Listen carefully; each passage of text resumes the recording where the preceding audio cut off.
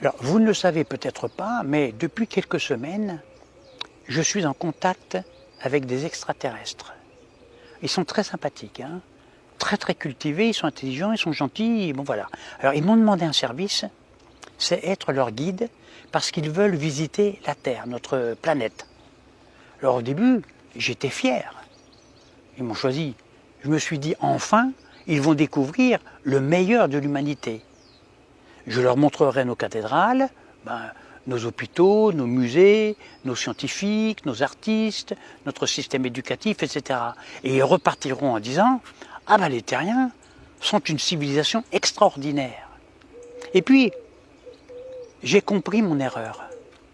Un guide, ça ne contrôle pas toujours les touristes. Alors, le premier jour de la visite, je leur ai donc demandé une seule chose, surtout ne toucher à rien, d'accord? Alors évidemment, le premier extraterrestre appuie sur un téléphone, ding! Et là, il y a un terrien qui interrompt immédiatement une conversation qu'il avait avec son épouse. Pourquoi? Eh bien parce qu'un inconnu vient de mettre un cœur sur la photo de son sandwich. L'extraterrestre me regarde d'un air étonné. Et là je réponds, j'étais gêné moi. Ce n'est pas tous les jours, heureusement. C'est toutes les 30 secondes. Je change rapidement de sujet. Et là, je les emmène dans le centre-ville. Très très mauvaise idée. Deux humains sont en train de se disputer. Là je me dis, oh là il y a un vrai problème quand même. Hein. Pas du tout en fait. Non, ils se disputent pour gagner une place dans une file d'attente. Pour gagner 30 secondes. Et puis après, ils passent 40 minutes à regarder leur téléphone. Alors, l'extraterrestre commence à prendre des notes, il note, hein, bon. Mais moi, je lui prends discrètement son carnet, habilement, on va dire, hein, et je l'emmène ailleurs. Là, nouvelle catastrophe. Nous passons devant une salle de sport. Des dizaines de personnes courent. L'extraterrestre me demande, mais qu'est-ce qui se passe? Il fut un danger ou quoi? Qu'est-ce qu'il y a? Et je réponds non, ils sont payés pour courir. Ils ont payé plutôt pour courir. Alors, ils me regardent sans comprendre.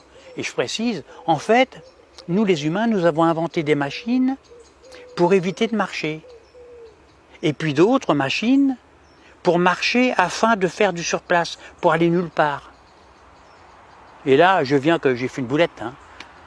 J'ai perdu toute crédibilité. Alors je tente quand même un dernier espoir. Je les emmène dans un parc, comme ici, là.